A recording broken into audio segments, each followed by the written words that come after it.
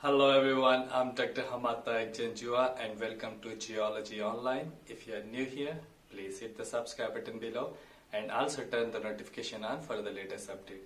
You can also suggest me any topic if you want me to prepare a presentation for you. So let's begin our topic for today. The Earth is like a jigsaw puzzle game.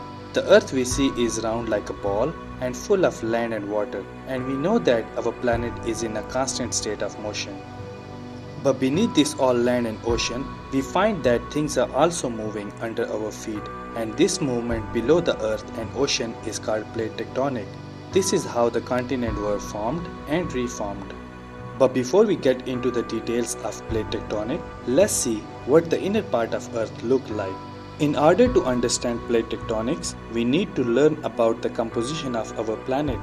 Our Earth is made up of layers, and there are two types of layers we should know about it. The compositional are chemical layers and the mechanical layers. There are three compositional layers to the Earth's surface, which are core, mantle, and crust. The compositional or chemical layers refer to the elements or material the Earth is made of. However, the mechanical layers refer to the behavior of Earth's interior.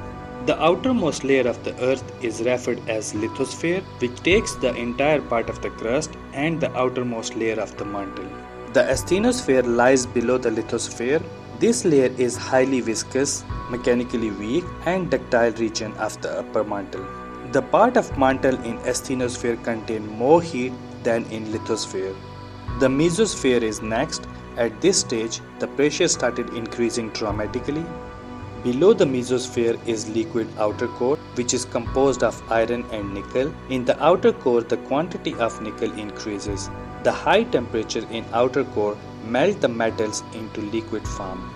Below the outer core, which is considered as the central part of Earth, is inner core. The inner core is mostly composed of metals and is solid in state. The question arises here. The inner core represents a higher temperature than the outer core, so why it is in a solid state? And the answer is pressure. Even though the temperature is very high enough to melt all the metals, but the pressure squeezes everything together to keep it solid. Now let's discuss about plate tectonic in detail. The theory of plate tectonic has largely been developed since 1967, but the history of ideas started around 1557. Plate tectonic is the relatively new scientific concept introduced in the 19th century. In 1912, the German meteorologist Alfred Wegener first proposed the theory of continental drift. He believed that around 200 million years ago, all the continents were joined together as one supercontinent, and he referred this supercontinent as Pangaea.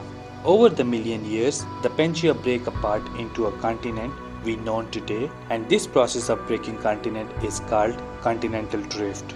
The plate tectonic theory states that Earth's outer mechanical layer, the lithosphere, is divided into a large continental-sized plate and that are constantly moving. The movement is around 1 to 2 inches per year. The plate movement can be justified by the following evidences. The heating magma which is rising above through cracks in the oceanic crust called dikes, which is how new rocks or new land is formed. The location of earthquakes and volcanoes around the world follows the similar pattern aligned with the plate tectonic boundaries. The next is fossil evidence, which means that the non-tropical fossils are found in tropical region. For example, the fossils and plants of tropical region are found in Africa, which also evident the movement of plate tectonic, which suggests that once Africa was a part of large continent and a home to these tropical species. This is how the modern-day plate tectonic theory developed. Now let's discuss about the movement and the types of plate boundaries. According to the plate tectonic theory, these massive lithospheric plates are moving in all directions. When they interact or collide with each other, can have huge impact on the Earth. There are three types of boundaries: convergent boundary, divergent boundary, and transform boundary. Convergent boundaries occur when two plates move towards each other. When oceanic and continental plate collides with each other, the oceanic plate is forced downward. This is called subduction. The oceanic plate will subduct under the continental plate. The ring of fire is an excellent example of oceanic and continental plate collision. When the continental and continental plates collides, there will be no subduction. The colliding plates will uplift. The continental and continental collision forms a mountain range, and this is how Himalayas were formed. The divergent plate boundaries occur when two plates are moving away from each other.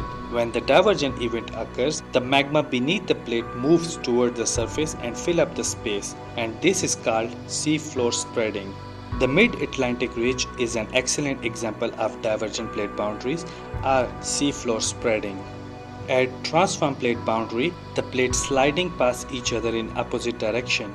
As the plates try to move, they shear with each other, and due to this shearing, the pressure is developed. If the plates are stuck for a long period of time, the pressure will continue to build at the fault line until it releases, resulting in an earthquake. The Jamune Fault in Lebanon and San Andreas Fault is an excellent example of transform fault.